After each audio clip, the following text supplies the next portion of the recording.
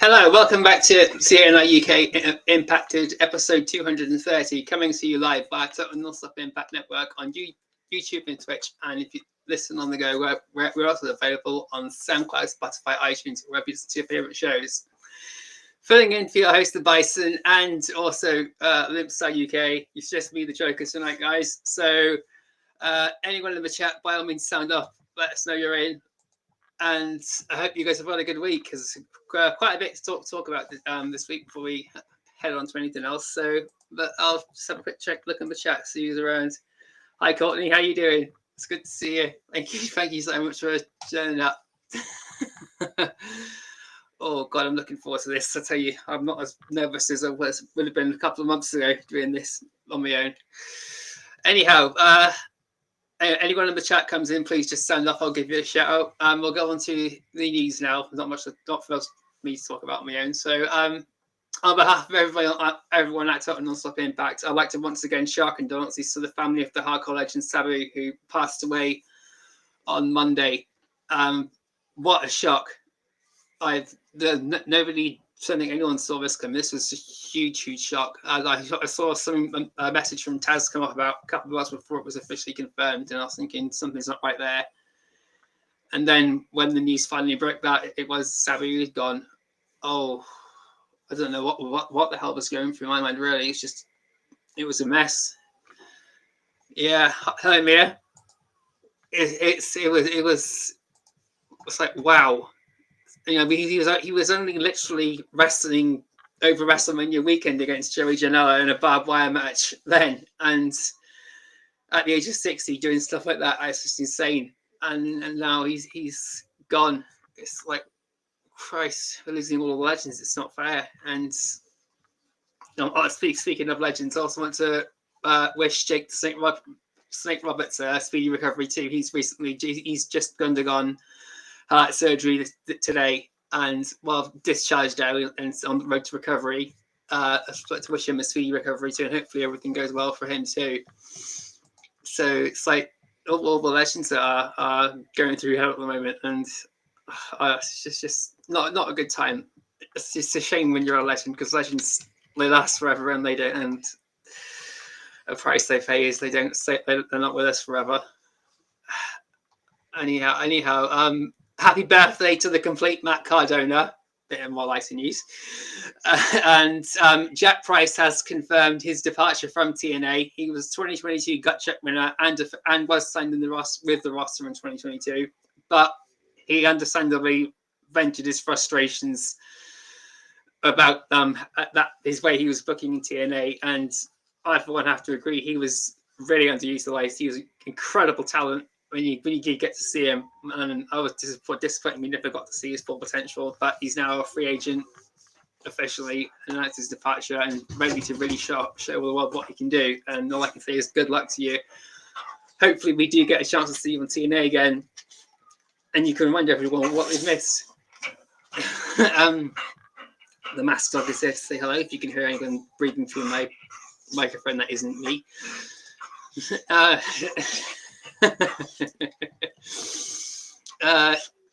First reported by Sports Illustrated, AAA Triplemania will indeed feature TNA stars Joe Hendry, Moose, Nick and Ryan Nemeth competing on Sunday, June 15th, where for the first time wrestlers from TNA, AAA and WWE will be battling for bragging rights.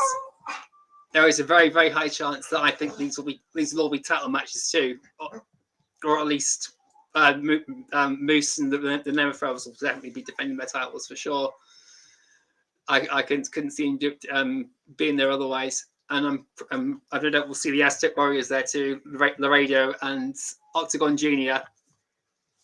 So they'll be representing AAA. And last week we got confirmation that Hector Garza Jr. or Angel Garza, as he goes fighting WWE, and his brother will be there too.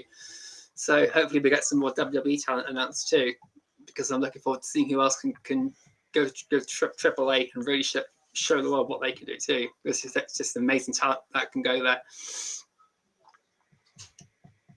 Yeah, how you doing, Yeah, there is reports going around that Joe Hendry will be joining WWE when his contract expires too. He's stated that his contract is up at the end of the year, and it's pretty much he's pretty much a shoe-in for going to the WWE if TNA if he turns down any offers from TNA. You know, he's riding that hype train. High, and he's deserved it. So if he goes to WWE, he goes to WWE. Fair play to him. Good luck to him. How you doing, Gibbs? Good to see you. And see, TNA's latest additions to the Knockouts, Harley Hudson and Myla Grace, will be in action on May the 23rd and 24th, making their debut when TNA heads to Brampton, Ontario, in Canada.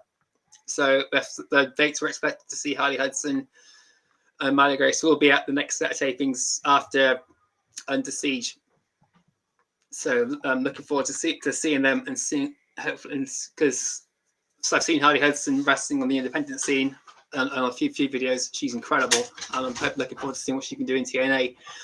I just wish I could have been at the live show when they came to the UK and seen her in Coventry or in Newcastle, and that would have been pretty cool. Joe Hendry and Trick Williams have now signed the official TNA World Championship match at NXT Battleground in a fierce session, really setting up and adding to the tension between the two that has been building over the last couple of weeks. Next week on NXT, they aim to vent some steam in a slightly calmer manner. Hendry with a concert and Williams for a rap battle. So an interesting set of promos coming next week before the big event, the big title match at I think he said Unbreakable at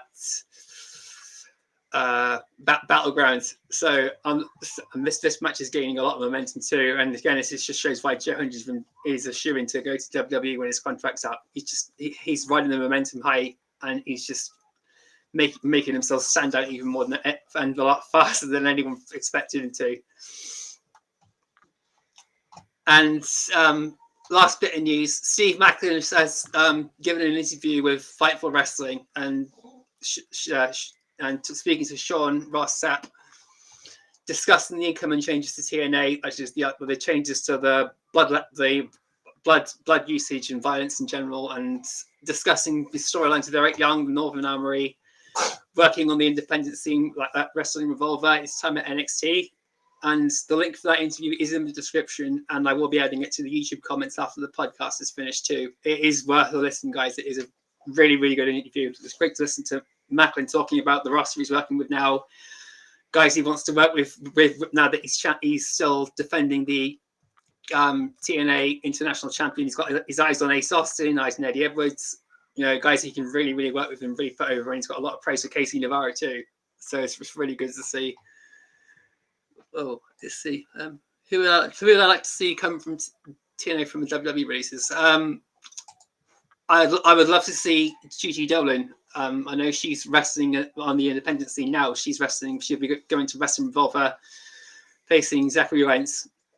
Ironically, so Wentz is going to be facing his missus in a match, which is I'm looking forward to seeing. But after the no complete cause is on and done, I'd love to see her come in. Yeah, Bron Sherman. I've got mixed feelings about Bron Sherman. He was given an offer by Scott D'Amore and turned it down flat. And he's given another offer and turned it down flat. But he's an incredible talent. But from what I gather, he's going to be hosting some food show or something for WWE on that. But I would love to see him come to TNA and do some in-ring work, because he is an incredible talent. He's a monster, and can't get enough of big guys that can just destroy everybody. So it's always good to see guys like that. Yeah, Leon Slater was Matt Hardy's tag partner for Under Siege. Yeah, I think that too, which is a bit disappointing, because I was hoping we'd see Moose defend his title against Leon Slater, but then this also does push it back to Slammiversary, hopefully. So it's a win-win, double-edged sword, and it also means that it's pretty obvious that Matt's going to fail to win the titles at Under Siege, but you didn't hear that from me. I'm just being the mark siding with the Nemeths. we go on to TNA Explosion. Joe Alonso faced off against Trey Miguel in a really, really interesting match. I've seen Joe Alonso wrestling a few times on AEW, and he's done some wrestling Revolver. He's really, really talented. I hope TNA bring him in for some more shows too, because he's wrestled there a couple of times now. He's really impressive, and this match with Trey Miguel was really good, really fast paced, really back and forth until Alonso decided to go full blown heel and tried to get himself disqualified. But it was a real good match, and pretty blink and you miss it action. Really, really good. And if you, I recommend you guys get a chance go and check this out, because you can find this on YouTube on easily. Let's have a quick another look at the chats. Who would like to see WWE? Would I like to see WWE versus TNA pay-per-view? Yes, I would. I'm pretty sure Triplemania is in a way planting the seeds for that. In a way, you know, if they can show what they can do with 3 companies working together, then what could NXT do versus TNA? What could Raw and SmackDown do versus TNA? What could WWE as a brand do against TNA, or something like that? Or they could even do TNA and NXT versus Raw and SmackDown. Even just some crazy ideas like that. But it would be a really interesting idea, especially with guys like Joe Hendry. If he's still on TNA, then they've got huge staff. We've got Moose, we've got Eddie Edwards, Ace Austin, Steve Macken, Eric Young, Frankie Kazarian. There's a lot of guys on TNA that people overlook. AJ Francis, and it would be another one to really bring over on Team TNA, and then send them over to WWE and see what they can do, and see who they can face up against and get destroyed by. It'll be really interesting to see. God, I'm sucking at the time. I don't want to go for it too quickly, but so keep your thoughts on that coming in the chat, guys. TNA IMPACT. Trick Williams kicks off the night, coming down to the ring, stirring up heat with the crowd and venting his frustrations towards Joe Hendry. All mind games ahead of his TNA World Championship match, which has been booked for NXT's Battleground event on May 25th. Hendry storms down to the ring, destroying security after being separated from Trick Williams, who now quickly beats feet and watches Hendry take out the final security guard with a standing ovation. As the two stare each other down, we cut down to backstage. This whole promo was brilliant. I couldn't understand what Trick was saying, because the audio quality was a bit off that, and he was just talking too fast. It just went overhead. But he was really, really winding the crowd up. He really got into Hendry's skin. But when Hendry came down to the ring, he really just sold that "I'm fucking angry at you" character, rather than being his usual playful self and ripping into people. He shows he can play the stone cold bad guy. You know, you get in my way, I'll destroy you if he needs to. And Hendry's not even the heel in this. But still, it was a really good opening segment for the night, building more story for next for NXT next week, and obviously for the Battlegrounds as well. So he's setting everything up there really good, and it's just a really interesting watch. Really good way to kick off the show. Backstage, Robert Stone and Victoria Crawford make their thoughts on Santino's management and booking skills known, snubbing the main event dog collar match before turning their attention onto Victoria Crawford's debut match later on in the night. Bit nasty of Robbie E. Yeah. How you doing, Somerset Slammer? How you doing? Yeah, it was a bit disrespectful from Robert Stone. You know, Robbie E was one guy I was really, really big fan of, and he's been a bit of an ass now. I knew Robbie E was a bit of an asshole, but Jesus Christ, real nasty asshole now. So, but this is another good. We're going to try and find as much things wrong with TNA as possible moment. It's almost as if they're playing the trolls out there who want to find anything to get rip into TNA about. So it was a really good promo and segment from I'm going to keep calling him Robbie E, from Robert Stone and Victoria. Limps is not available tonight, so it is just me. Bison is back, but he came back this morning, so he might not be free to come on tonight, or most likely isn't going to be free on tonight, and I haven't pressured him into coming on. So just this podcast won't be as long as the rest of them, really. But my confidence in hosting everything is a lot better. So hopefully it goes at least a bit more smoothly than it would have done, like I say, a couple of months ago. So, and hope you've been all right too. Who would like to see Indi Hartwell feud with? First feud with Indi, I'd like to see Indi Hartwell go. I'd like to see her either Maggie Lee or Xia Brookside, depending on where things are going with Xia Brookside and Rosemary, or Tasha Steelz if they can get Tasha Steelz in, if she's going to be wrestling while she's siding with Mustafa Ali, but I don't think she is. But and then of course we have got Harley Hudson and Myla Grace too. So depending on how regularly they're going to be on Impact at the moment, because they might be getting a slow building like they are on Slated. So a couple of appearances on Explosion and that until they get the chance to finish everything off in what they're doing in the UK and then come over. But we'll wait and see till about June before we know what's happening then. But Indi Hartwell, there's a lot of people got talent on the roster. I could see her going for Maggie Lee or Head by Elegance or Ash by Elegance, get involved in the Elegance brand, and then side up with Spitfire would be a great angle to start with too. And there's the Limpstar now. You're giving everyone a quick hello. I hope you're good, Craig. Anyhow, go on to our first match of the night: Lei Ying Lee versus Rosemary, with Xia Brookside joining Matthew Rayworth and Tom Hannafin on commentary, talking about how Rosemary is clearly trying to manipulate her with mind games and trying to get her to cheat and all sorts. This match didn't really have a lot of in-ring action to really make any great talking points. It was all just about progression of the story. Rosemary deliberately trying to get Xia Brookside involved as much as possible, taunting her, goading her on, and eventually, after distracting the referee, Rosemary would reach in for some brass knuckles, only to have Xia Brookside finally say enough's enough, and actually, by getting involved, cost Rosemary the match. As Xia Brookside grabs the brass knuckles from Rosemary, it leaves her open to Thunderstruck from Lei Ying Lee, costing Rosemary the victory. So tensions are going to be rising now between Xia Brookside and Rosemary, hopefully leading to something big, like a big promo from Rosemary going mad. Hopefully a trip to the Undead Realm too.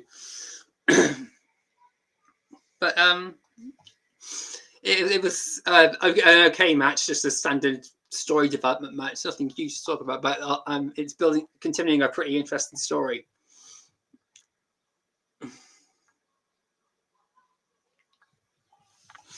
Let's see. Do I think any WWE talent or TNA talents will win each other's belts? I will be touching on that in a minute, actually. But I might as well mention it now because we're not too far from that now. But there was a segment later on in the night for last week where Trick Williams crossed paths with Mike Santana. They gave each other a quick stare down. Part of me was thinking, if Trick Williams beats Joe Hendry and does get the TNA World Title, that's then we know who's going to get the title from Trick Williams. That's all. I'll leave it at that. Do I think it's going to happen? Probably. I couldn't give you a full percentage of a chance or any style of math or accurate guarantee, but still, it's always room for it to happen. It was very likely going to happen with the Knockouts tag titles until I was proven wrong by the Ash by Elegance. So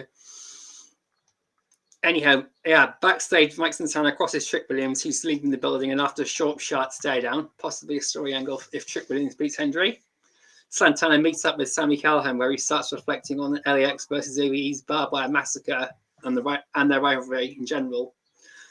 But more attention is then brought on to Santana showing his utmost respect to Sammy after his battle with Mance Warner, and a humble death machine returns the gratitude. First Class then get in Santana's face and try to recruit Sammy Callahan. After Sammy walks away, Santana stirs the pot up even more between First Class, as tensions rise between himself and AJ Francis. This is clearly something ready to blow out soon. Francis walks away, leaving Casey Navarro high and dry.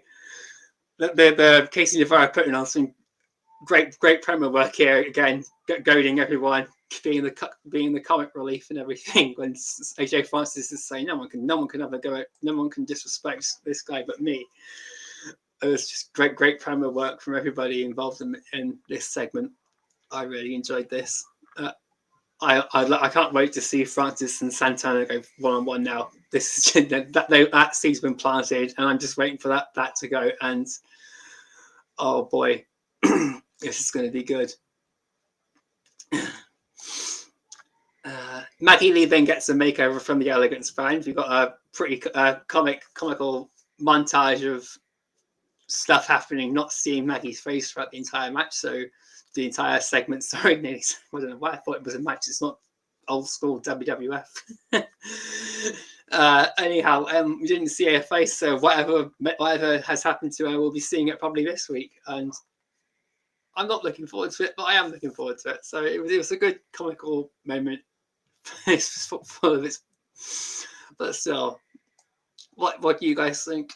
Is this makeover going to be good for Maggie, or is it going to be bad for Maggie?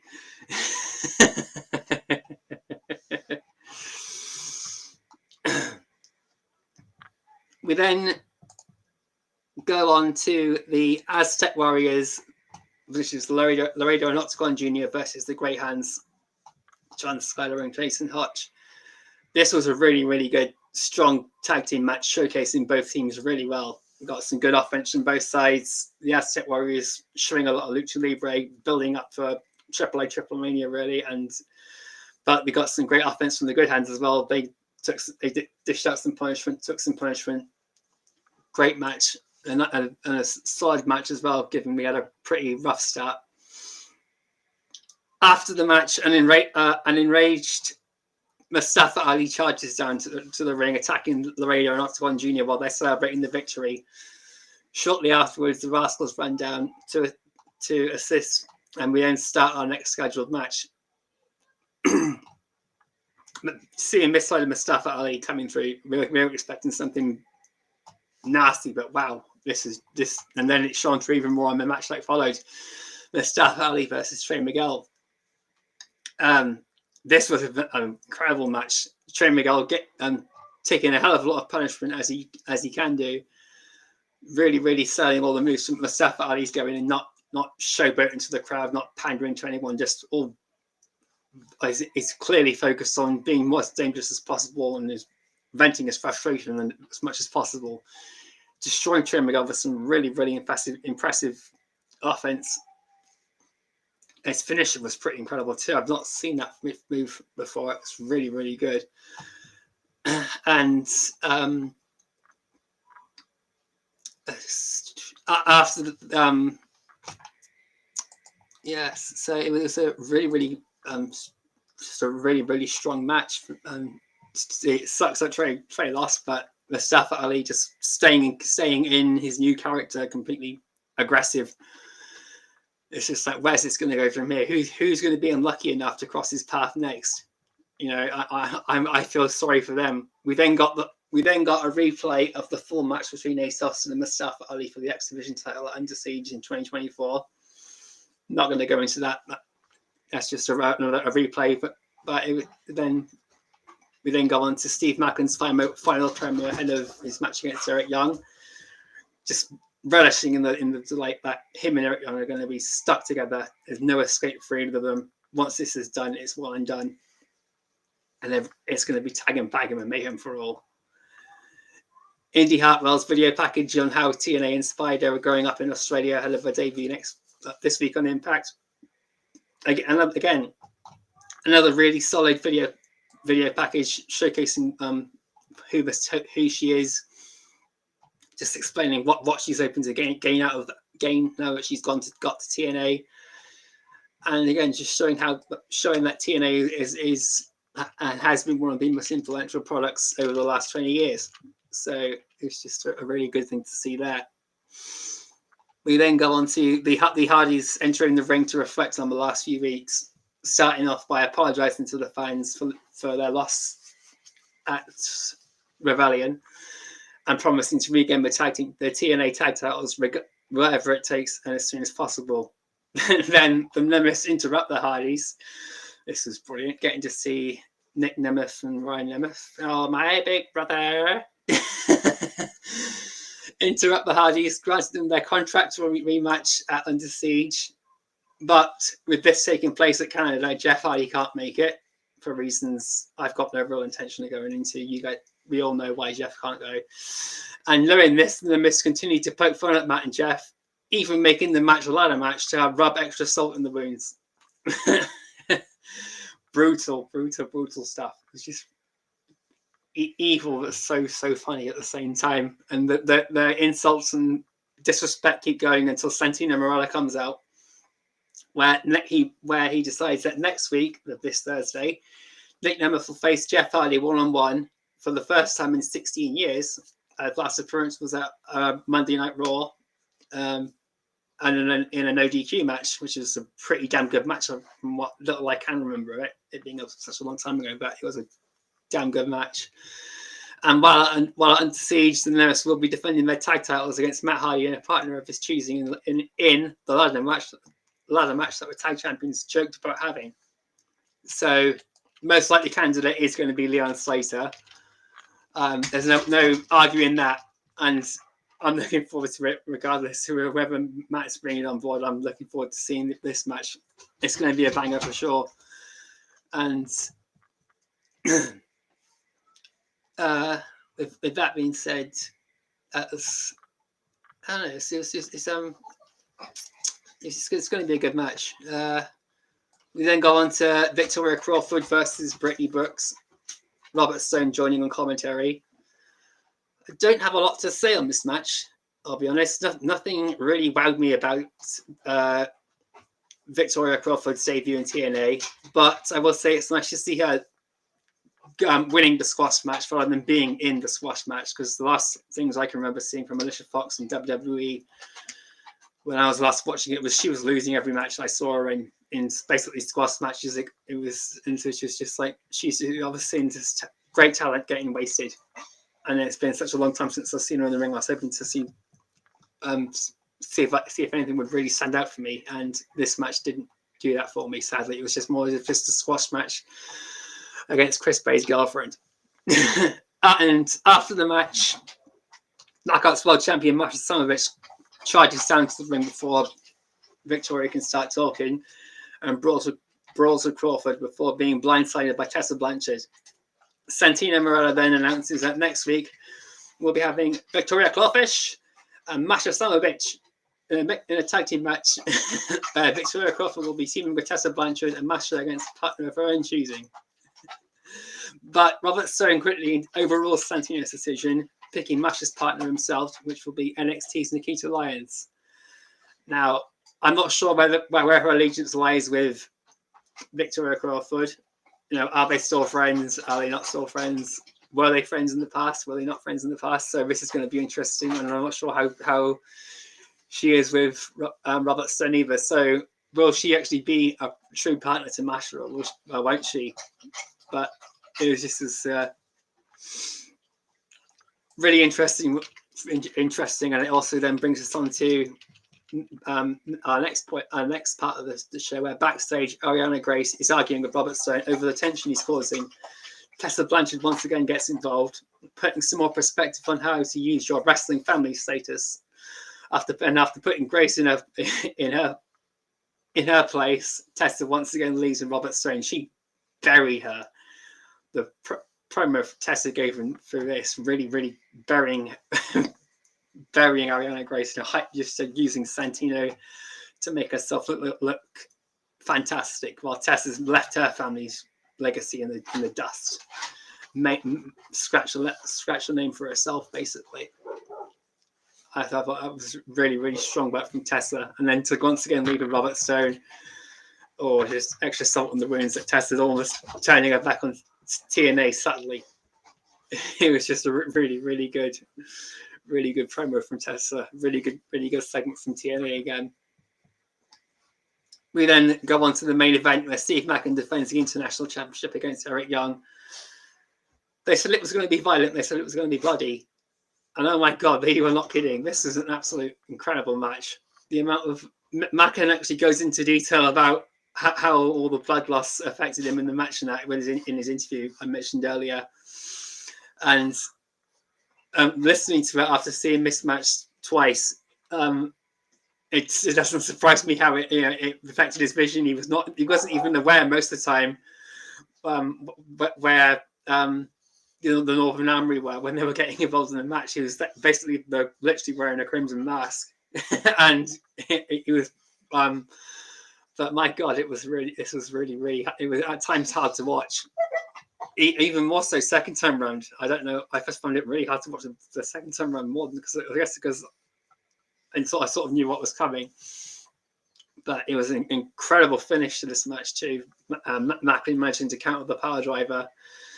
So I'll break out from the power driver, get the KIA, and get the win.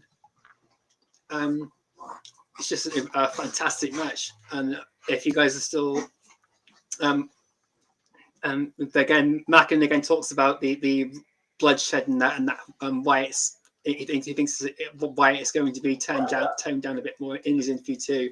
You know, we've had this match, we've had the Bye-Bye Massacre, and Mike Santana and Mustafa Ali had a lot of bloodshed in it too.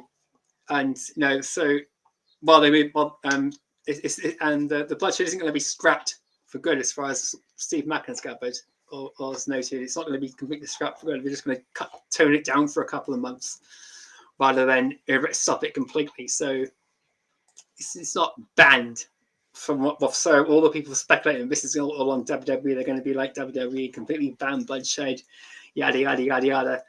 Well, listen to Macken's interview or watch Macken's interview. Again, I'll post the link in the comments for it too, and put your sort of changes. See if it changes your mind a bit more. But this was a damn great title defense by Macken, really adding some prestige to the title already, and it builds up the hype for the four-way match for the number one contendership even more too. I feel sorry for whoever's going to be facing off, because during Macken's match with Eric Young, we saw the four contenders. We had Elijah and Ace Austin watching up back. Elijah watching, Mark Swan watching from the top of the ramp, and Matt Cardona on commentary. So all of them scoping out the match and who they're going to be facing in a couple of weeks' time. So it was a really good hint that who could be facing Macken next. Anyhow, we move on to this week. So this Thursday we have the Knockouts World Champion Masha Slamovich and Nikita Lyons versus Victoria Crawford and Tessa Blanchard. Matt Cardona versus Ace Austin versus Mark Swan versus Elijah in a TNA International Championship number one contenders match. Indi Hartwell makes her TNA in-ring debut. The Rascals will face the Great Hands. You call them the Good Hands then. I don't want to get destroyed by Order 4. I don't want Mustafa Ali coming down, banging my head off the desk, getting that wrong. Christ. And of course, we've got Jeff Hardy versus Nic Nemeth in the main event. So pretty solid lineup for this week too. And I know that some of the hype from NXT is also going to carry over. We might see some more stuff from Joe Hendry and Trick Williams, even though it's just the video package, even if they show the full segment that Hendry and Williams had in the contract signing. That was really good. If they just show that in its own was just fantastically put together too. With that being said, I do apologise that it's been a really short show, guys, but it's with just me on, and that's all we have time for this week, guys. So if you want to show your support for the TNI-UK team, please feel free to super sticker us or head over to ProWrestlingTees.com for some great shirts, or head over to our exclusive Spreadshirt merch store. Links are of course below. All the TNI shows are available as audio only via SoundCloud, Spotify, iTunes, wherever you listen to your favourite shows. You can find the Limpstar at LimpstarUK on TikTok and Instagram, or on Twitter at Network Stooge. You can find the Bison on Twitter at Lord Bison 45, or on TikTok at Bison by Design.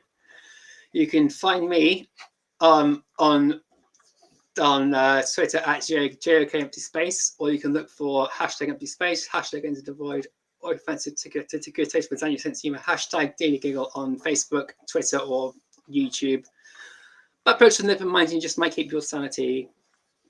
And with all that being said, please take this time to help us move up the rankings by giving us a thumbs up if you did, and if you're new to this channel and you liked what you saw, or you think you can at least dare to come back to see that quality next week, please consider hitting that subscribe button. The full team should be back next week, so the Bison will be hosting you again. And don't forget to give the bell a tickle, a squeeze, or a smash to never miss any of the great content from the TNI-UK or US teams. And don't forget to join the TNI US team tomorrow with a live watch along for TNA IMPACT, and for the live review of TNA IMPACT 2.